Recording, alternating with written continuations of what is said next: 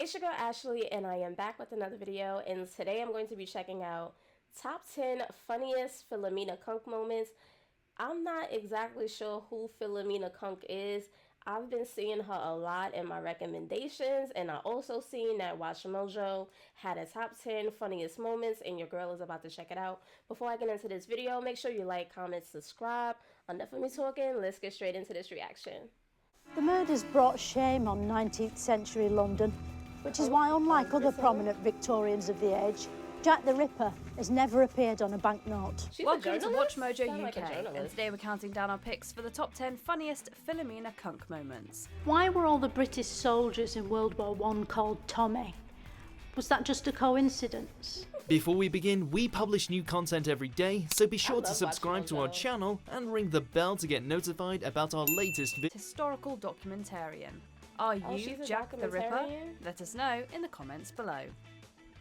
Number 10, Lenin. One Russian who read the book was the man currently starring in this photograph, Vladimir Ilyich John Lennon. It's an easy mistake to make, we suppose, getting the leader of the Russian Revolution confused with the Beatles' John Lennon, though the latter wasn't even born until 16 years after the former's death. Lennon imagined a world with no possessions. I wonder if you can. Nothing to kill or die for. A brotherhood of man.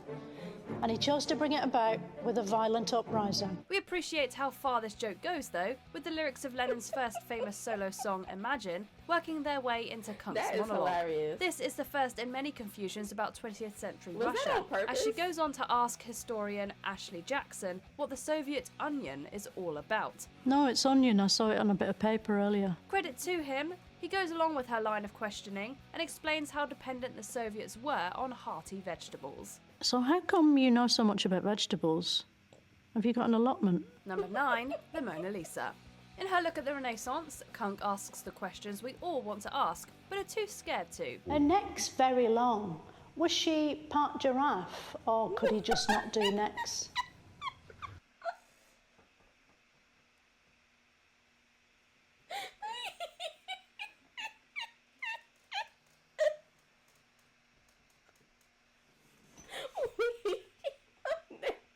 Very long. Was she part giraffe? Oh my god, no she didn't. Oh my goodness, that is so funny. Look at him, he don't even know what to say. He don't even know how to even respond to that. I don't know, I probably would have hit the floor with laughter. That is so funny. She turns her critical eye on the most famous painting in history, the Mona Lisa, and wonders what's actually so good about it. Exactly. Just looking at her prompts so many questions. Who is she? What's she smiling about? Is she holding a balloon between her knees? And if so, what colour is it? Also,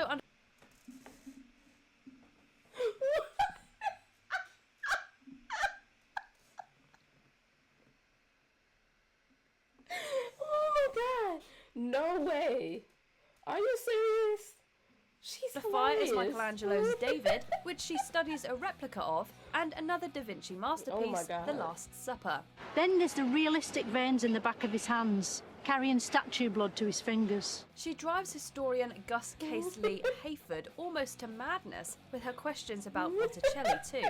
Art historians must not be used to having to explain why Renaissance masterworks are worth looking at in the first place. Exactly. Number 8, medieval reenactment. It's from Robin Hood, threatening revenge on the entire round table for what he did to Gandalf. In an effort to make medieval times more fun and vivid, Kunk is sent by the producers to a castle.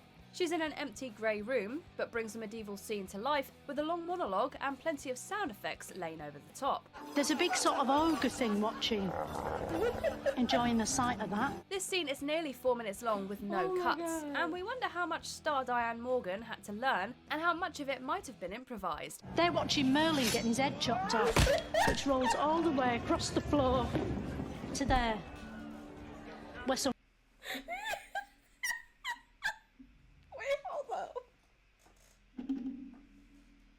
Why is she so funny? It's her seriousness, her facial expressions, the sound of her voice I find hilarious. I don't know what it is, But she is hilarious. And please comment down below and let me know if you guys literally sat through each episode without laughing. I really need to know. And how long was those episodes? Because she is funny. Oh my gosh. Funny, serious, her voice, what she's wearing. It's just, I don't know. It's hilarious to me. I like her personality. Wild boar, gobble it up. Regardless, it's impressive, even if her version of medieval Britain is full of ogres and goblins and wizards all fighting each other and eating blackbirds. Life in the castle is back to normal. Just in time for everyone to suddenly drop dead from plague. Anyway, that's what life was like in my castle. Number 7, nuclear weapons. As part of her study of the Industrial Revolution and later technological warfare, Kunk decides to talk to Ashley Jackson again, this time about nuclear weapons. She talks about how devastating nuclear warfare would be for her ex-boyfriend Sean in particular, but luckily for him, nuclear weapons don't exist anymore. It's comforting, isn't it, to realise we don't have nuclear weapons these days? Well, it depends who you mean by we. Except Philomena quickly discovers that they do, and she reacts very strongly. These are fully capable missile systems with nuclear warheads. Many other states have them. I'm afraid that nuclear war and the threat of nuclear destruction remains very much with us. We can only imagine how Jackson must have felt to accidentally reduce her to tears, and the episode quickly ends after a brief debate about what the best ABBA song is. Right, can we talk about something a bit more cheerful? Anything you like. Wait, hold up. Did she really just bust out and start crying? And get emotional? Was it really that serious? Is it more to it than that? It must be more to it than that. Because there's no way she just busted out and started crying when she found out there's nuclear weapons. There's no way. Do you like ABBA? I love ABBA. Yeah. Yeah.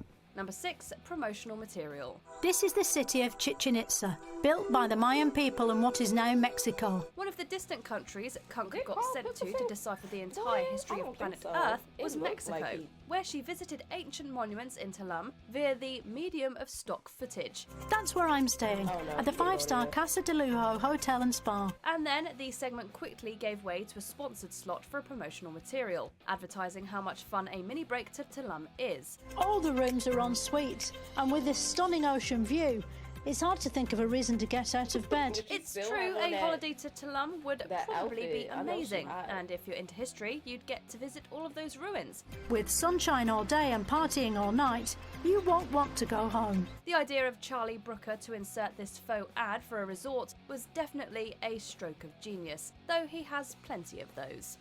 Number 5, World War I. You can't talk about the 20th century without touching on the First World War, one of the most devastating conflicts in world history.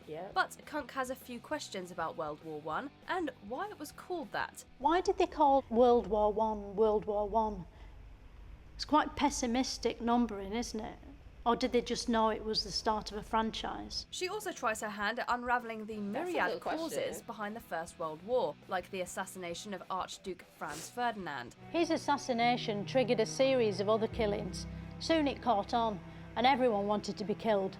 It was a bigger craze than fidget spinners. Then we turn to trench warfare, the reason the war was so horrific, as she tries to understand the efficacy of using a seashell as a weapon, or what no man's land was. What happened in Norman's Land?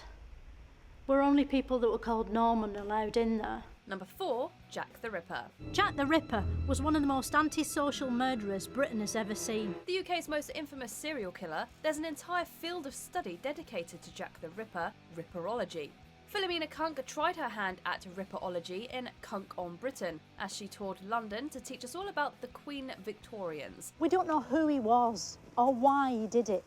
We don't even know if Jack the Ripper was his real name, or just a nickname like 50 Cent. But she draws some shocking conclusions about Jack the Ripper as she walks through Whitechapel, which, horrifyingly, still exists today. Jack the Ripper murdered at least 6 women in 1888, and as Philomena rightly says, was never caught. It's chilling to think that Jack the Ripper could still be alive today. Perhaps one day we'll invent a time machine to find out who he was once and for all. Maybe he's one of your friends or neighbours. Or maybe he's you. You'd have no way of knowing. And that's terrifying. Number 3, women's rights. Back before she was headlining her own shows, Kunk was a regular on Charlie Brooker's Weekly Wipe, and he sent her off to get to the bottom of what feminism is. If it wasn't for the suffragettes, I probably wouldn't be standing here now. I'd be in a kitchen where I belong. She traces the movement to its roots, the suffragettes, and waxes lyrical about the differences between men and women, as well as the suffragettes' activism. They did this partly to highlight how unfair it was that women didn't have a vote but horses did. And also because being women, they really like ponies. It's remarkable that the suffragettes fought, and some died, for women's right to vote. And now we have Philomena Cunk able to exercise that right and influence democracy. Thank God she's not a real person. Men in vans still whistle at women in the street, though thanks to feminism, the man in the van might be a woman, and the woman they're whistling at might be a Prime Minister. Oh, Two, might be a Prime Elvis. Minister. You can't talk about the 20th century without talking about the explosion of popular music that happened in the 50s and 60s, and Kunk talks to a historian to get the facts on Elvis Presley. Why was it so dangerous was to show racist. Elvis I from don't the know, waist down? Was he naked underneath like a pervert on a Zoom call? First, What? she's confused about where rock and roll originally came from, and then she moves the conversation onto Elvis's dancing, which was famously controversial at the time with his wild hip movements. People were prudish back then, weren't they? If they saw his penis, they'd probably have a stroke, wouldn't they? However, things take I a think so. serious They turn was kinda when crazy Kunk back then. opines about the tragedies that could have happened had people been allowed to witness Elvis in all his glory. That's not a joke. What's funny about that? If they saw his penis, they'd have a stroke. That's no laughing matter. We're talking about people's lives here. What? That is hilarious. Do she not hear what she's saying? Are you freaking kidding me? She is hilarious. She expect the person to be serious with her shenanigans. I mean, it is a valid question, but it's hilarious. Number 1, the moon. Why did the Russians launch Spunk into orbit? Well, first of all, when you're looking at Russian words, the name of the world's first satellites was Sputnik 1. Sometimes Kunk wades out of her historical home and asks big questions of expert scientists, including this man, Professor Anu Oja, a foremost physicist in the UK. She was launched on a flight that was pretty much one way. There's a dead dog in space. As well as grilling him over the history of the space race and the tragic death of Laika, the first dog in space, she also turns her sights on the moon landing. Kunk wants to know whether there's any truth to the conspiracy that the moon landing is fake. A lot of people on the internet say the moon landings were faked. How right I don't are think they? they were fake. They are completely wrong. She goes on to demand that he present her with proper evidence that the moon is even in the sky at all. I don't know if you've done your own research, but my mate Paul sent me a video that exposes the whole thing. Can you prove the moon exists? You can't, can you? Do you agree with our picks? Check out this other recent clip. Oh my god, she is hilarious. Please comment down below. Let me know if you guys ever watched her show. I'm pretty sure you guys did. I already know you guys watched her show. I just want to know if her shows are hilarious. Please let me know down in the comment section. Please drop some suggestions, and I'll see you guys in the next video. Bye, fam.